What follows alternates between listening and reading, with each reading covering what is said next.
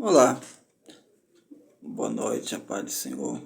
Estamos aqui mais uma vez para estarmos falando de um assunto que, terminando nossa lição desse trimestre, falando sobre ordenança para nós pregar o Evangelho. Todo aquele que tem o Senhor como senhorio da sua vida, Jesus sempre focou nessa necessidade de nós testificar que Ele é o Deus que salva, que transforma e que liberta. Então Jesus disse: ide por todo mundo, pregai o Evangelho a toda criatura. Nós temos essa responsabilidade de estar levando a palavra. Então, cada discípulo de Cristo, independente de cargo ministerial, tem a responsabilidade de anunciar a mensagem da salvação. Então, a igreja recebeu esse mandamento e é uma questão de obediência. Não? Então, nós vemos que aqui um dos pontos da nossa lição, ela fala sobre ide por todo mundo, pregar o Evangelho. Então, a responsabilidade do cristão é grande, pois o Senhor convoca seus discípulos para o cumprimento da missão de anunciar o Evangelho. Então, a igreja tem essa missão de pregar o Evangelho. A igreja tem essa missão de fazer discípulos, né? Quando nós pregamos, e nós, discípulos, são alunos, né? E a igreja tem essa missão de estar ensinando, pregando e ensinando o Evangelho verdadeiramente. Hoje há uma falácia, há um Evangelho de portas abertas, de porta que cabe tudo, que pode tudo, mas nós vemos que há essa necessidade de formar bons cristãos, pessoas comprometidas com a verdade. Então, hoje nós vemos muitas pessoas se iludindo com um falso evangelho. Nós devemos ensinar como Jesus, ele ali, durante seu ministério, ele ensinou aos seus discípulos. Nós vemos Jesus várias vezes ensinando aos seus discípulos.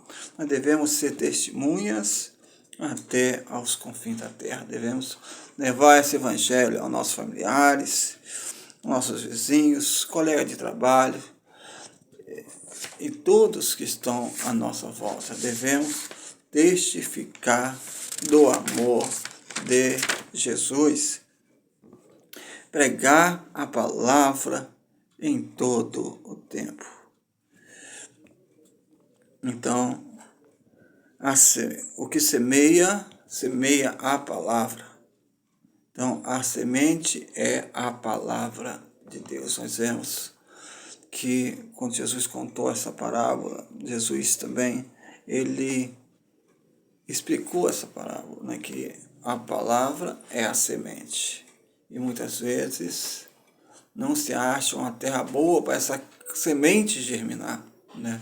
Nós vemos que muitas vezes, quando Jesus conta essa parábola, fala que os espinhos, né, ou o calor, ela mata a semente, ou seja, mata a palavra de Deus, ou seja, as coisas deste mundo acabam não deixando que essa palavra ela venha crescer como uma semente que ela não germina ou não tem força para crescer. Então nós devemos a todo momento, pela manhã, semear a semente. Nós devemos a todo momento, que em Eclesiastes fala que quem observa o vento nunca semeará. Então nós devemos a todo momento semear a palavra de Deus. Então nós vemos aqui o ponto 3, fala que quem ganha alma sábio é. E nós vemos Provérbios de Salomão falando isso, embora ali é um contexto diferente. Mas vemos que esse é o versículo, e nós vemos que diz que a seara é grande e poucos ceifeiros.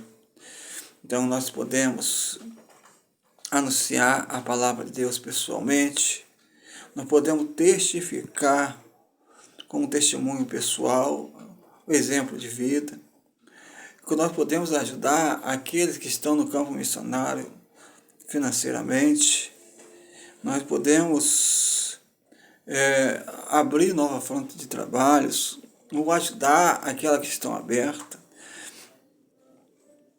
Nós podemos ajudar de muitas formas.